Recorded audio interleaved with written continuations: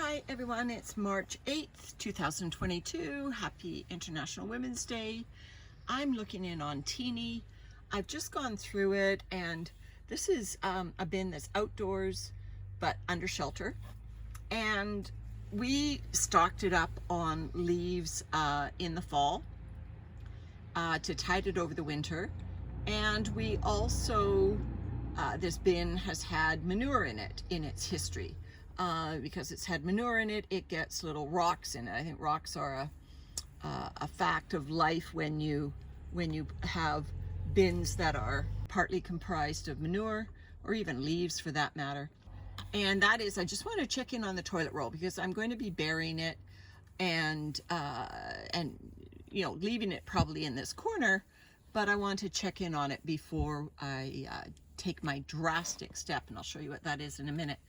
Anyway, so the toilet paper roll is in this corner. So I've gone through the bin and I've pulled out a lot of this, the stems from the leaves. And that's, you know, even if you shred your leaves, these harder stems are probably going to endure and they're going to take a while. So rather save myself from having to sift them all. I kind of like when I'm in here fluffing bins, I kind of like to just pull them aside, and I'm going to put them at the end here with the toilet paper roll, which I assume is still with us. I think this is going to take a while longer, so let me just lift up our toilet paper roll. We'll see where we're at with it. Remember, I dribbled the juice over it. We definitely have a very heavy toilet paper roll. We have lots of activity all through it. Little babies. That's that side. And it is starting to break into pieces. You can see the very weight of it is starting to break it apart. The one thing about these tower systems is as soon as you start messing with them, and that means fluffing, the worms bolt for the exits. And so what I did with worms as I was fluffing the side of the bin where I haven't been feeding, I just been throwing those worms in this pile of sticks and stones over here because I don't want them to leave this level. And I mean, I know it's only peanuts in terms of the total worm population, but I'm going to add them in at the end again because I don't want them to go down.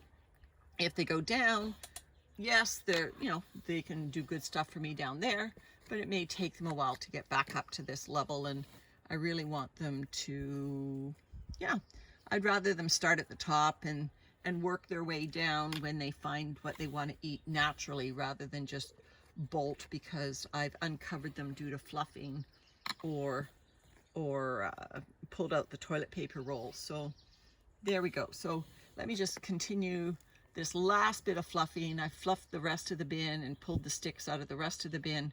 All the sticks are going to go back in this feeding side, but I did want it to give it a brief fluff and get it in better shape, aerate it a bit.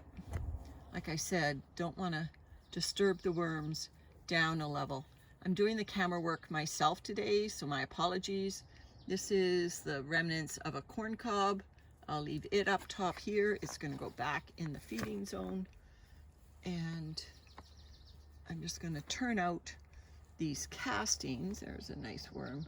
I'm not going to catch all of them, but I am going to catch a few of the worms and add them in at the end, just because I don't want them all dashing. There we go. There's another lump of worms. And another one. They were definitely in this feeding zone, and I know a lot of them are in the toilet roll. So there's another one. So I think if I put them on top here, they'll probably stay at this level. It'll take them about 8 inches of burrowing before they get down to another level. There we go.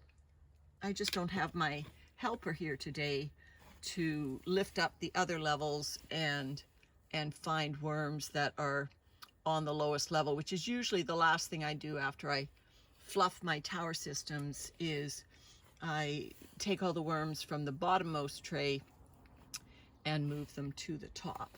It's usually the last thing I do, but my helper isn't here today, so can't do it.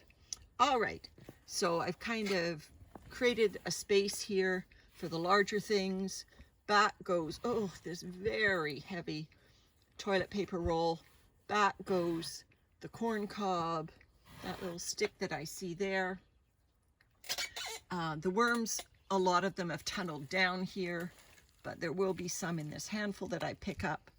Handful of sticks. These are leaf sticks that I've been picking up as I've gone through the bin. See, there's lots of worms in them. So I'm going to cover those up right away so they don't bolt on us. There we go. What I'm going to add to this bin, and I don't know how I'm going to do it just with one hand here, but let's try. There we go. There we go. Is I've got this styrofoam container of well-aged manure, and this is from the same source, and it's been aging at our house for probably 9-10 months, and of course it was also aging in the pile on the farm. It is not completely broken down manure. I noticed a few worms in it. It's been sitting outdoors at our place, so open to the elements.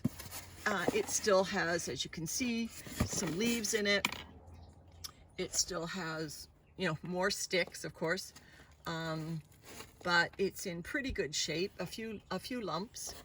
But I thought I would, instead of giving these guys food this week, I thought I would give them a nice load of aged manure. These styrofoam totes are incredible, by the way. We get our seafood in them, and they are easy for me to manipulate. So here goes the manure onto the top. You know, and I don't know whether I'll mix it in or just, see, that's a dry lump, so it needs to go somewhere moister. So I'll put it down below. So I don't know whether I will leave it on the top here, and there's a worm in the manure. So that's a wild worm that was living in the manure. There's several of those that I see. Anyway, that was kind of a nice treat to add to my worm population. So what I'm hoping then is that the worms will come up and start feeding on this manure, and therefore building up not only the castings, but also their the nutrition of this material. These are just brown paper bags that I've layered on the top. They're very dry because this worm farm is located in an unheated greenhouse. So right now in here it's probably 30 degrees because the sun is out. So I do what I can to keep the moisture in this system without resorting to having to water it.